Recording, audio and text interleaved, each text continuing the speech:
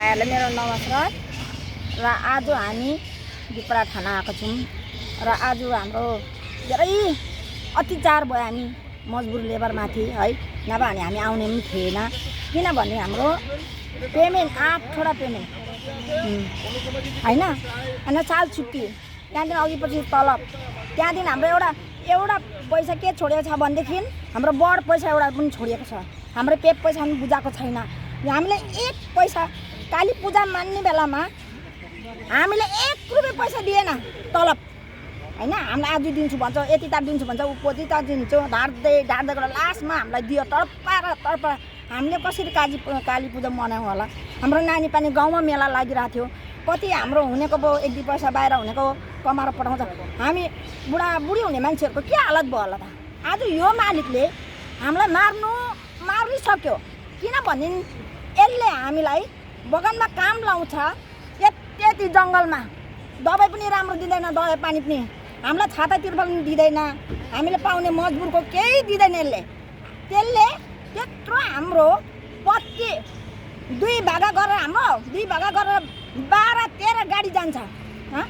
अरू पत्ती त्यो पुरानो भुइँमा थुपारेको पत्ती त्यत्रो बिना पत्ती हुन्छ, त्यसले कहाँ लगेर बेच्छ?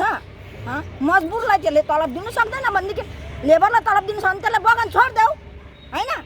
हाम्रो पनि त एउटा बाटो बनिन्छ भनेदेखि त्यो मालिकलाई हामी यति नै भन्नु सक्छौँ। बडा साहबलाई मालिकसँग हामी बात गर्छौँ, हामीलाई पनि के अरे बोल्नु दिँदैन। किन मालिक चाहिँ हाम्रो लेबर को हो त त्यो? के कामदारीहरूसँग के अरे त्यहाँको ठुल्ठुलो नेताहरूसँग बोल्ने, लेबरसँग नबोलिकन हाम्रो खुनमा त चुस्ने कि हामीलाई मार्नु आएको त्यो के अरे मालिक। त्यसलाई तुलसीपामा जुत्ताको माला त मै लगाइदिन्छु त्यसलाई जुत्ताको माला। किनभने आज हामी रिटायर हुनेलाई रिटायर पनि दिँदैन।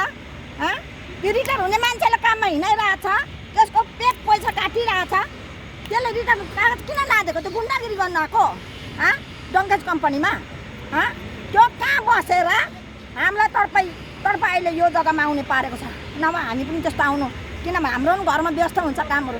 नानीहरूलाई स्कुल पैसा छैन, डोनेसन दिनुपर्छ, लुगाफाटा दिनुपर्छ, टिफिन दिनुपर्छ।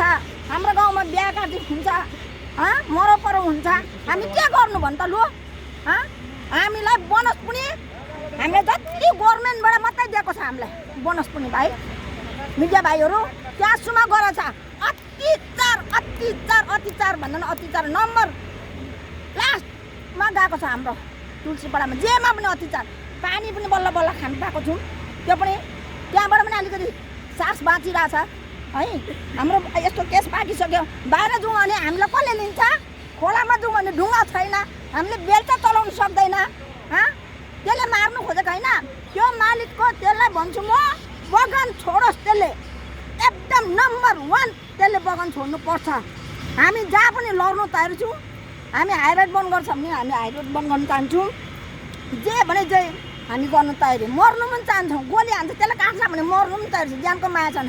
किनभने आफ्नो पेटलाई त्यसले हाम्रो यत्रो मजबुर लेबरको पेटमा लात्ती हानेको छ। त्यसको बुढी छैन, त्यसको फ्यामिली छैन, त्यसलाई दयामाया छैन। त्यसले भगवान मान्दैन, भगवान पुज्दैन, त्यसको आत्मा दिमागमा भगवान छैन क्या हो। यो त अचम्मको मालिक गुन्डा रहेछ यो। नमस्ते भाइहरू, म यति भन्ने वक्तव्य गर्छु। तपाईँको नाम दिदी?